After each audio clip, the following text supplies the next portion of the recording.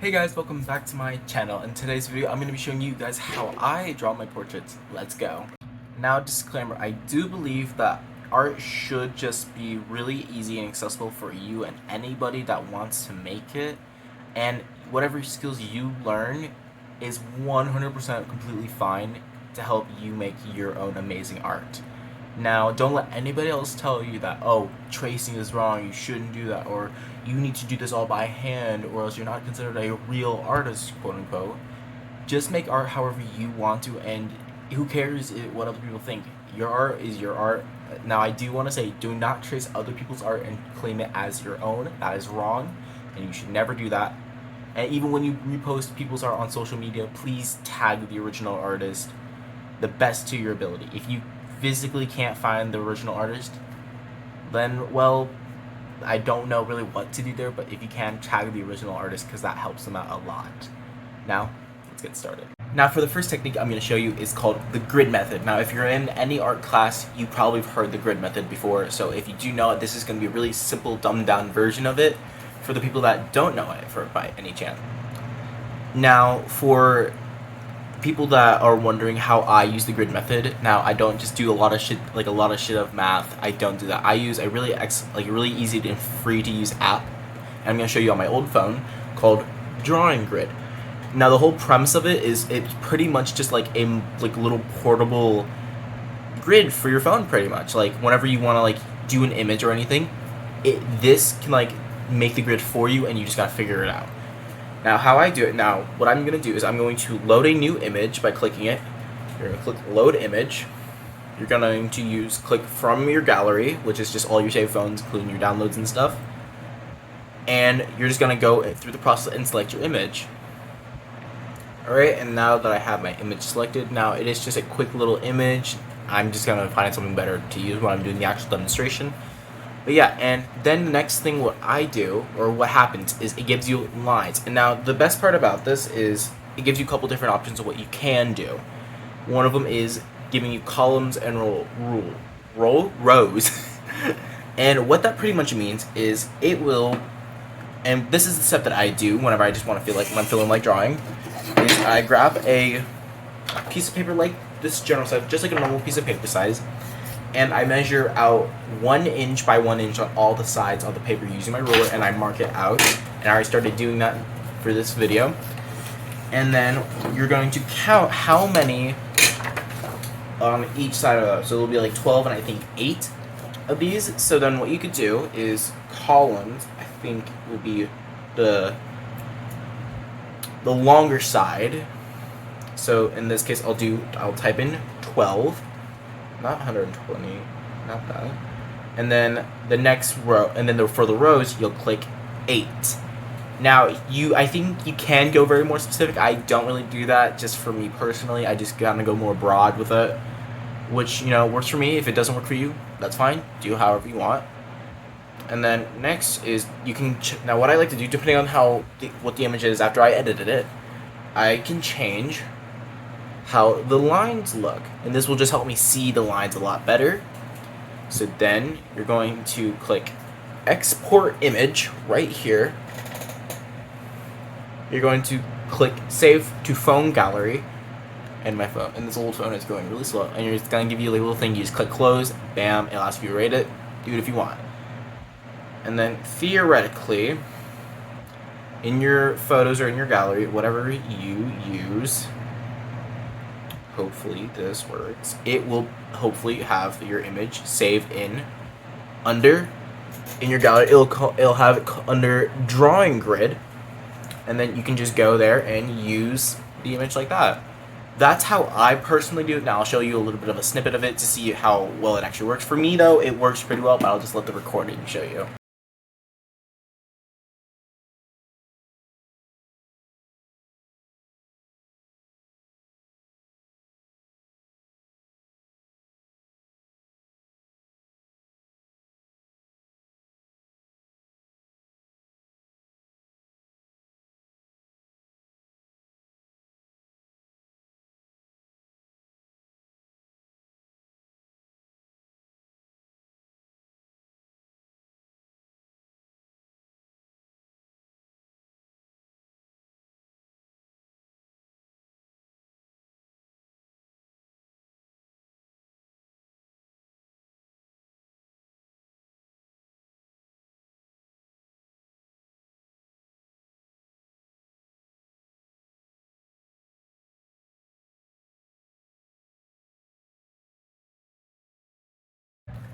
Okay, and I know from now, I know it looks not the best and like the accurate part of me, but this technique does work, and I was just rushing through it.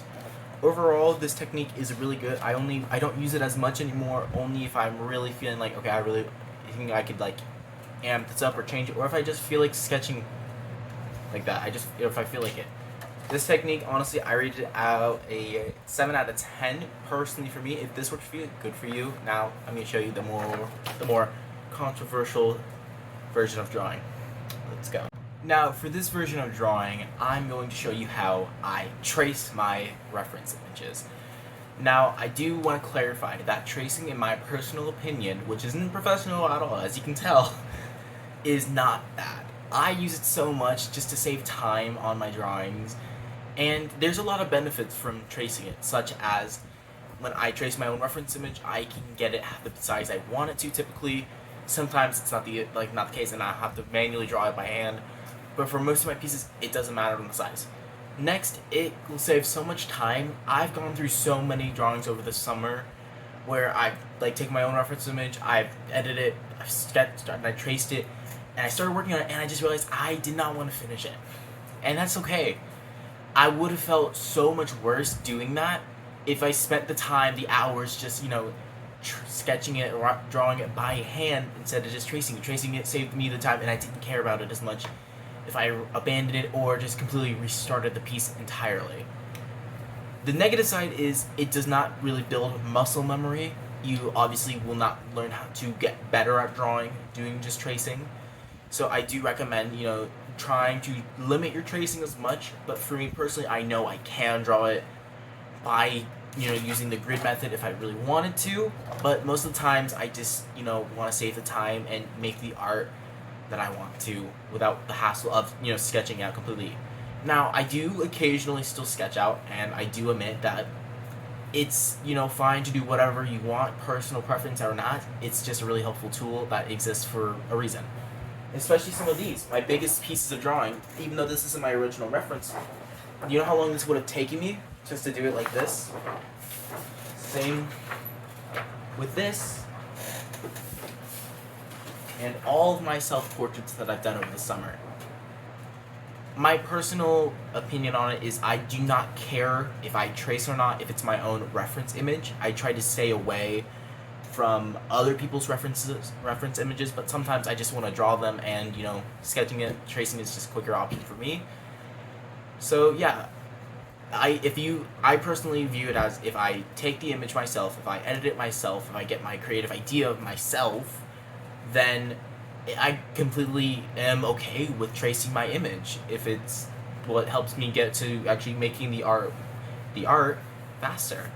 Now, if it is somebody else's reference image, still trying to credit them. I myself am still trying to do that myself.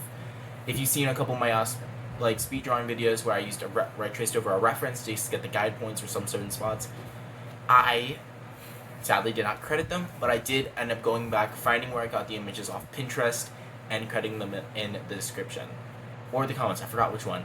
But yeah, credit if you are using someone else's reference. If you're using your own, perfectly fine. Now I'll show you how I trace. Now, this version of tracing is I'm using a projector, aka my TV, to project my image onto a bigger screen so I can trace over. It's kind of like a big projector / light box for me, where when I put my piece of paper over it, you can still see the drawing underneath.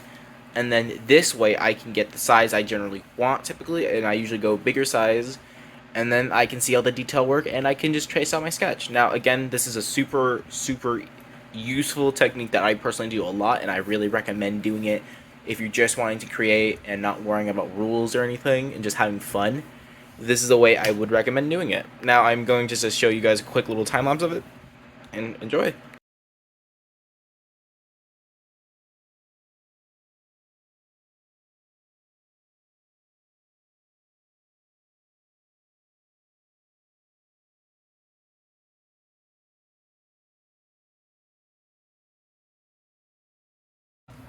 And there we go. As you can see, it is not a great one just because I did have to kind of go quickly for it, just for the demonstration. But yeah, this technique does work out.